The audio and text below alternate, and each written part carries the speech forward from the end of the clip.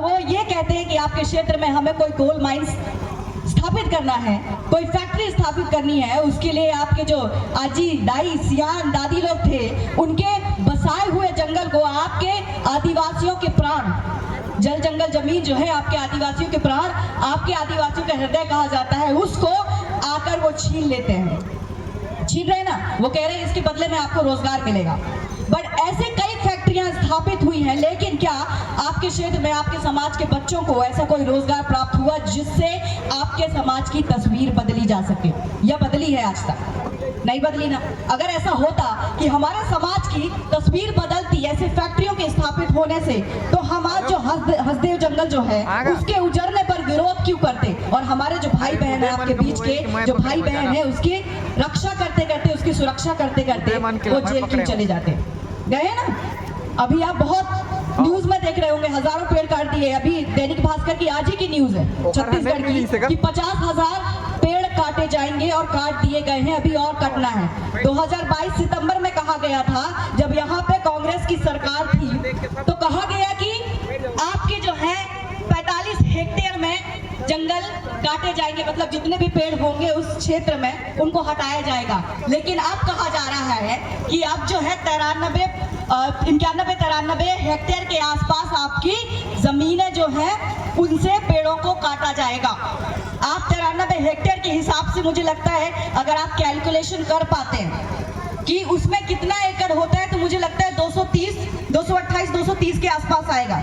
इतने हेक्टेयर की जमीनों में जितने पेड़ हैं, जो जंगल आपके सियानों ने लगाए हैं, उन जंगलों को सरकार उजाड़ना चाह रही है। और अगर आपने इसका विरोध किया तो आपको नक्सली बोलकर जेल में डाल दिया जाएगा। यही हो रहा है ना। तो वो क्यों हो रहा है? आपकी सरकार पुरानी थी, उन्होंने 45 हेक्टेयर उजाड़ने का अनुमति दिया हुआ था। आपने इस हिसाब से कि आपकी रक्षा सुरक्षा कोई सरकार आएगी और वो हमारी रक्षा सुरक्षा करेगी, यही कहकर छत्तीसगढ़ में सरकार बदल दी गई और अब दुगना हेक्टेयर में दुगुना आपके पेड़ काटे जाएंगे, जंगल उजाड़े जाएंगे। तो आपने इसलिए तो सरकार नहीं बनाई थी ना।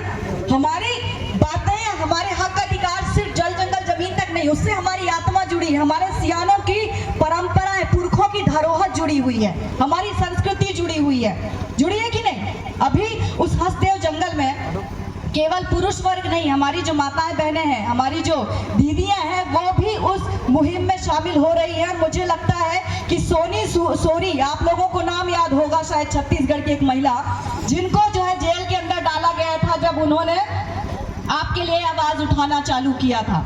याद होगा वो नाम? याद होगा ना। आप लोग अगर हमारे जो युवा है वो सोशल मीडिया के माध्यम से अगर आप जुड़े होंगे तो आप लोगों के लिए आवाज उठाने वालों के जो नाम है वो बहुत अच्छे से पता होंगे। उनको जेल में डाला गया, उनके साथ जो है बहुत अमानवीय कृत्य किए गए जेल के अंदर। वो इसलिए हुआ, इसलिए नहीं कि वो आपके खिलाफ, आपके लिए आवाज उठा रही थी, वो इसलिए हुआ क्योंकि आप जो है आपके हक अधिकारों के लिए जागरूक हो रहे हैं। आपको इससे आपत्ति है। अगर आप उनके खिलाफ जो है आवाज नहीं उठाएंगे, आप अपने जंगलों को, जमीनों को बचाने के लिए आवाज नहीं उठाएंगे, तो मुझे लगता है आपके साथ सरकार जो है उनको कोई लेना देना नहीं है ना। उनको सिर्फ लेना देना कब है? 5 साल में जब हर बार चुनाव होते हैं तब, क्योंकि आपके वोट पड़ने से वो सांसद विधायक बनते हैं, उनकी सरकार बनती है कि नहीं? तो आपको जागरूक होना पड़ेगा, आपको समझना पड़ेगा आपके हक अधिकार क्या है। उन हक अधिकारों का आपके समाज पर, आपकी माताओं बहनों पर, आपके पुरखे सियानों पर क्या असर होगा। और आपने, मुझे लगता है आपने बहुत ही सोच समझ के एक विधायक आपने गुणवाना का दिया है, और मुझे लगता है आपके साथ सदैव मामा जी तुलेश्वर मरकाम हमेशा खड़े रहेंगे। और मैं आशा करती हूँ कि जब एक जनप्रतिनिधि को आप चुनकर लेकर आते हैं तो आप लोगों को बहुत उम्मीदें होती हैं, क्योंकि मैं भी सरपंच हूँ, मुझसे बहुत लोगों को बहुत उम्मीदें हैं, क्योंकि आपकी जो आवाज वहां नहीं जा सकती, शायद हमारी आवाज बहुत जल्दी पहुंच जाए, है ना। तो इसलिए कि आपने जनप्रतिनिधि चुन दिया है तो आपको पीछे नहीं हटना है, बल्कि उनके साथ हमेशा खड़ा रहना है। 5 साल तक आपको वो काम करना है जो आपका विधायक नहीं था तो आप लोग नहीं कर पाए, आपको वो हर चीज करनी है। तो आप लोग जो है, मैं हमेशा पुरखों शक्तियों को, सियानों को इसलिए याद करती हूँ क्योंकि आज हम यहाँ खड़े हैं। आज अगर हम जल जंगल जमीन की उजड़ते हुए अगर हम आवाज उठा रहे हैं तो मुझे लगता है उनकी ही देन है। हमने तो शायद एक पौधा भी नहीं लगाया होगा ना। अभी आपका कलेक्टर जो है, कलेक्टर ने एक बयान दिया, न्यूज़पेपर में एक बाइट दी उन्होंने कि हमने भारत सरकार और जो कोल माइंस है उनके साथ बैठकर क्या किया, उनके साथ बैठकर हमने जो है चिंतन मनन किया और हमको अनुमति मिल गई। क्या वो अनुमति आपके गांव-गांव आकर आपके मुकदमों से, आपके जो सियान लोग हैं उनसे लिखकर मांगा गया? नहीं मांगा गया होगा ना, कि वो उन्होंने पूछा आपसे कि हम आपके जंगलों को उजाड़ना चाहते हैं, हम आपके पेड़ों को काटना चाहते हैं, उनसे पूछा किसी ने? नहीं पूछा। क्यों नहीं पूछा? क्योंकि उन्हें बहुत अच्छे से पता है कि आपकी धरोहरों को आप खत्म नहीं करने देंगे। लेकिन वहीं पर दूसरी तरफ जो है हमारे तथाकथित जनप्रतिनिधियों को ऐसे उच्च पद पर हम बैठा दिया जाता है जहां से हमारी आवाजें जो है दबना चालू हो जाती है। हमने उम्मीद किया था, छत्तीसगढ़ हमेशा से मांग कर रहा था कि छत्तीसगढ़ सरकार में जो है आदिवासी मुख्यमंत्री होना चाहिए, यही बोला गया था ना, और आपकी मांग पूरी हुई। लेकिन वो मांग किस तरीके से पूरी हुई? क्या वो जो उस उच्च पद पर बैठे हुए लोग हैं, क्या आप लोगों के साथ खड़े हैं? आप लोगों के साथ अन्याय अत्याचार हो रहा है, उसके खिलाफ क्या आवाज उठा रहे हैं? इस बात पे आप गहन चिंतन करिएगा, क्योंकि आपका विधायक कैसा है, आपका सांसद कैसा है, आपका मुख्यमंत्री कैसा है, इससे फर्क नहीं पड़ता। वो अगर आपके समाज के साथ खड़ा नहीं हो सकता, आपके समाज के ऊपर हो रहे अत्याचार अन्याय के खिलाफ आवाज नहीं उठा सकता, तो महज वो सिर्फ एक विधायक और सांसद है, आपके समाज का व्यक्ति कभी नहीं हो सकता। इस बात को समझिएगा।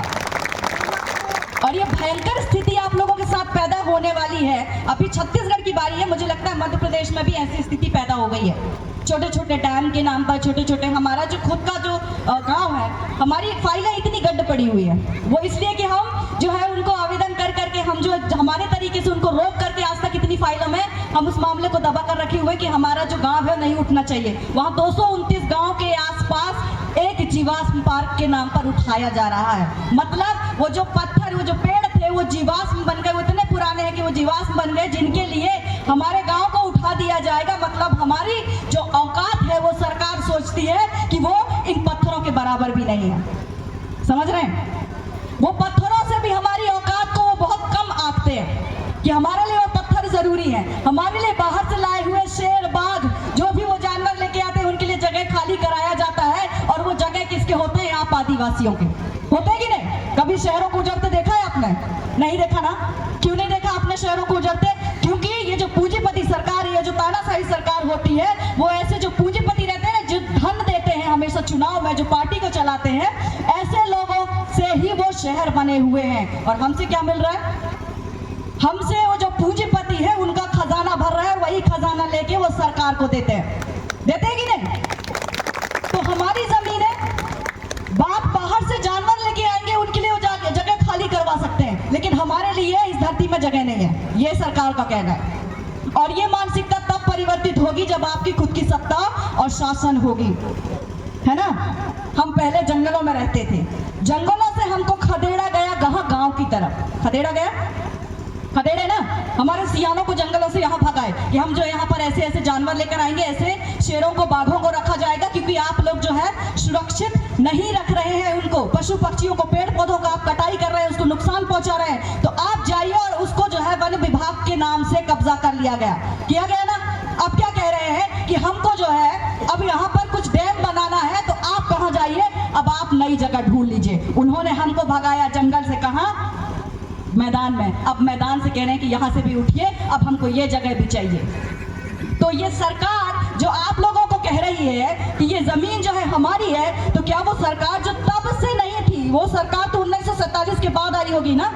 कोई भी सरकार 1947 के बाद आई है कि नहीं है? उसके पहले कौन था यहाँ पर? उसके पहले आप सभी के राजा महाराजा हुआ करते थे। टेकाम लोगों का टेकाम राजा, मरावी लोगों का मरावी राजा, और वही के कुलस्ते परस्ते जितने यहाँ पर आप सब बैठे होंगे ना, सबके राजा और राजगढ़ किले हुआ करते थे। उसका हिसाब कौन देगा? उसका हिसाब कोई नहीं देगा। क्यों? क्योंकि आप लोगों को 1947 के बाद देखा जाता है, उसके पहले जो है आपको देखा ही नहीं जाता। और वो पूछता ही नहीं है कि आप कभी राजा महाराजा हुआ करते। प्रिवेशचंद भंजदेव राजा बस्तर के बहुत नामी राजा हुआ करते थे, हुए थे ना? उनकी सरकार में उनकी हत्या कर दी गई थी कि नहीं? कर दी गई ना। तो आपकी इसलिए वैल्यू जो है ना, वो सिर्फ 5 साल की, मैं इसलिए कह रही हूँ क्योंकि हर 5 साल में आपकी जरूरत पड़ती है। मुझे लगता है कि जो आज की स्थिति है और जो परिस्थिति बन रही है, मुझे लगता है कुछ साल जरूरत भी नहीं पड़ेगी, आपके वोटों की जरूरत भी नहीं पड़ेगी ना। तब शायद आप ऐसे ही खत्म कर दिए जाएंगे, जंगलों के बहाने से अपनी कुछ तो नक्सली बता दिए जाएंगे, उनको जंगल जेलों में डाल के उनको खत्म कर दिया जाएगा, कुछ को माओवादी बोल दिया जाएगा। ऐसे ही एक दूसरे से लड़ते मरते रहेंगे। और ये जो फोर्स के नाम पे, बल के नाम पे जो सेना तैनात की जाती है आपके क्षेत्रों में, बस्तर क्षेत्र में, मुझे लगता है वहां पर आपके ही बीच के समाज के बेटे होते हैं। जो फोर्स जो गई है वहां पर सुरक्षा के रूप में जो तैनात हुई है वो भी आपके समाज का। आप भी अपने समाज के, जब एक दूसरे में मुठभेड़ होगी तो मरेगा कौन? आपका समाज का। सरकार सुरक्षित है, उसे बहुत अच्छे से पता है कि मैं कैसे सुरक्षित महसूस करूंगा। यहाँ अगर भिड़े तो किसी भी तरीके से, दोनों तरह से सिर्फ आपका समाज खत्म होना चाहिए। और आप लोगों को मुझे ये देखकर बहुत खुशी होती है क्योंकि छत्तीसगढ़ में जितने भी आवाज उठाने वाले होते हैं आपके समाज के बीच के लोग बस नहीं होते बल्कि दूसरे समाज वाले भी होते हैं। तो ये बहुत गर्व की बात है कि आप लोग जो है छत्तीसगढ़ वाले अपनी ये जो छत्तीसगढ़ महतारी है, ये जो जंगल है, ये जो जमीन है, उसके लिए लड़ाई एक साथ लड़ते हैं। और आपको आगे लड़ना होगा क्योंकि मुझे पता है आप एक विधायक आज बन गया है, लेकिन एक विधायक जो बनने के बाद जो आपके जो चैलेंजेस होंगे ना वो बिल्कुल कम नहीं होंगे। मैं जब चुनाव लड़ रही थी, मुझे जनपद से लेकर जिला तक के जितने प्रशासनिक और जो शासनिक लोग थे उन्होंने हराने के लिए मतलब गाड़ियां दौड़ा दी थी पैसे भर भर के कि सब जीत जाए, ये लड़की नहीं आना चाहिए, किसी भी कीमत में नहीं जीतनी चाहिए। और आज भी वही स्थिति, मुझे हर जगह पर रोकने की कोशिश की जाती है, जनपद स्तर पर, जिला स्तर पर। लेकिन यकीन मानिए कि मतलब ये किसी भी तरीके से, चाहे वो नकारात्मक हो चाहे सकारात्मक तरीके से, हमारे जिले का कलेक्टर भी मुझे चेहरे से पहचानता है कि मनेरी पंचायत की सरपंच है। वो कहीं भी मिले यही कहते हैं। ये तो डिंडौरी जिले में बहुत ही कई चीजों के लिए बोलते रहते हैं, ये सोशल मीडिया के माध्यम से इनके जो लोग हैं बहुत सारे जुड़े हुए हैं। तो कम से कम इतना तो रखिए कि आपको अगर लोग हराने के लिए हर स्तर पर तैयार रहे तो आप जो है उनको हराने के लिए हर स्तर पर अपने आप तैयार हो जाए। तो आपको ये करना पड़ेगा। हम दूसरे लोग हमारे साथ लड़ाई कर रहे हैं, दूसरे लोग हमसे जीतना चाह रहे हैं, हम अपने आप से लड़ रहे हैं, हम समाज के लोगों से लड़ रहे हैं, हम पार्टी के लोगों से लड़ रहे हैं, हम कर्मचारी से लड़ रहे हैं, सरकार जो है उनसे लड़ रहे हैं, हम पढ़े लिखे युवाओं से लड़ रहे हैं, जो हमारे जो सियान लोग हैं जिन्होंने पढ़ाई नहीं करी हम उनसे लड़ रहे हैं। हम एक दूसरे में ही लड़ते जा रहे हैं। हमारी लड़ाई हर स्तर पर है ना। तो आपको हराने के लिए एक जो छोटा सा गांव है वहां से लेकर जो उच्च स्तर के जो दिल्ली के जो शासन है ना वो सब भिड़े हुए हैं। और जिस दिन आपकी ताकत हार गई, मुझे लगता है आपका समाज हार जाएगा। और जिस दिन आपका समाज हार गया उस दिन आपसे अनुमति लेने के लिए आदिवासी मुख्यमंत्री नहीं बनाना पड़ेगा, वो अपने आप ही वहां बैठे बैठे निर्णय कर लेंगे कि हसदेव जंगल से आपके छत्तीसगढ़ से कितने पेड़ों की कटाई करनी है। ये आपसे अनुमति नहीं लेंगे, यकीन मानिए इस बात को। लेकिन आपके छत्तीसगढ़ जिसको दुनिया में बहुत ही एक खूबसूरत संस्कृति, परंपरा और रीति रिवाजों के लिए जाना जाता है, इसकी अलग ही पहचान है। ये पहले हमारे मध्य प्रदेश के साथ में एक ही प्रदेश हुआ करता था, लेकिन जब से वो अलग हुआ है तो मुझे लगता है वहां से अलग होने के बाद इसकी एक अलग ही पहचान बन गई है, पूरे दुनिया में अलग पहचान है। तो इस पहचान को आपको बचा के रखना है। आपके जो सियान है उनकी धरोहर, उनके पहनावे, उनके जो आभूषण है सबको बचा के रखना है। क्योंकि दिल्ली भोपाल से लोग आपके जीन्स पैंट को देखने नहीं आएंगे, लेकिन आपके जो दाई सियान लोग हैं ना उनके ये जो धुतिया पहने हुए उनको देखने आएंगे, उनके शरीर में जो गहने जड़े हैं उनको देखने आएंगे, आपके जो हाथों में, पैरों में, माथे पे जो गोदना बना हुआ है उसको देखने जरूर आएंगे। आते हैं ना। और यही खूबसूरती है आपके छत्तीसगढ़ की। आपके छत्तीसगढ़ को लोग अगर छत्तीसगढ़ नाम लेते हैं तो मुझे लगता है विश्व के किसी भी कोने में बैठा हुआ व्यक्ति छत्तीसगढ़ को उतनी खूबसूरती से देखता होगा जो हमारे सियानी आजी जो दाई लोग हैं वो लोग जैसे पहले रहते थे उसको देखते होंगे। मुझे नहीं लगता कि हम जो आज की युवा है उससे एक छत्तीसगढ़ की जो प्रतिनिधित्व होता होगा वो होगा ना। आज आप जब अपनी बोली भाषा के लिए बहुत ही मशहूर हैं, जब विधानसभा में, संसद में जब आप जाते हैं, आपके जो विधायक जाते हैं तो कितनी आपकी जो छत्तीसगढ़ी बोली है उसमें जब शपथ ग्रहण करते हैं तो मुझे लगता है तमाम जितने सियान, जितने छत्तीसगढ़ के लोग देख रहे हैं उनको तो उनका जो सीना है वो गर्व से चौड़ा हो जाता होगा, होता है ना।